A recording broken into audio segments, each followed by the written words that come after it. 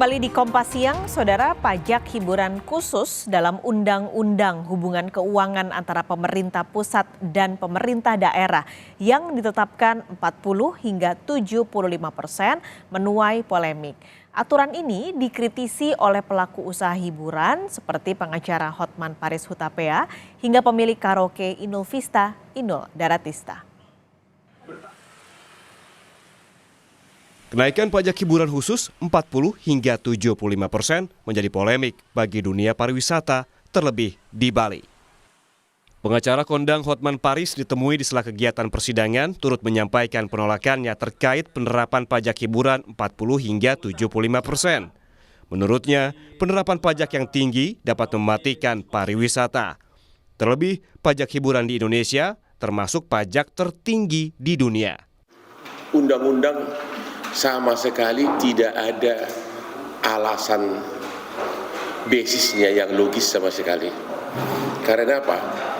Itu pajak tertinggi di dunia. Nggak ada negara dimanapun di dunia yang pajak hiburannya adalah 75%. Apalagi ini menyangkut kehidupan rakyat bawah. Ya, misalnya spa. Spa itu kan untuk kalangan UMKM, kalangan ekonomi kecil. Yang mereka tidak pernah praktis, mereka tidak pernah menikmati manfaat pajak selama hidupnya, selama berbisnis. Bukan hanya Hotman Paris, selebritas sekaligus pemilik tempat hiburan Inul Vista, Inul Daratista juga memprotes pajak hiburan khusus naik hingga 75%. Dalam unggahannya di akun resmi Instagramnya, Inul bercerita saat ini kondisi karaoke keluarga miliknya sepi bahkan di akhir pekan. Dalam unggahannya, Inul meminta pemerintah untuk membedakan izin dan aturan pajak untuk karaoke keluarga dan klub malam. Mengingat dari sisi pendapatan keduanya sangat jauh berbeda. Undang-Undang Hubungan Keuangan Pemerintah Pusat dan Daerah alias Undang-Undang HKPD sudah diketuk palu tahun 2022. Undang-undang ini dibuat supaya daerah bisa mengatur sendiri penerimaan mereka. Namun yang jadi polemik dalam undang-undang ini adalah pasal 58. Tetapi harus diluruskan, bukan semua hiburan mengalami kenaikan pajak 40 hingga 70%.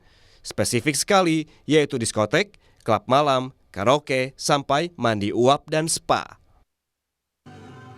Menteri Pariwisata dan Ekonomi Kreatif Sandiaga Uno pun angkat bicara soal kisruh kenaikan pajak hiburan khusus.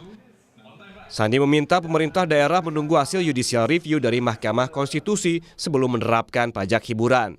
Sandiaga Uno mengaku kenaikan pajak hiburan merupakan isu sensitif dan bisa berdampak langsung menurunnya wisatawan di Indonesia. Pintu komunikasi membahas polemik pajak hiburan juga masih terbuka. Memang dari sisi Kementerian Keuangan ini sudah dilakukan desentralisasi fiskal ke teman-teman di pemerintah daerah.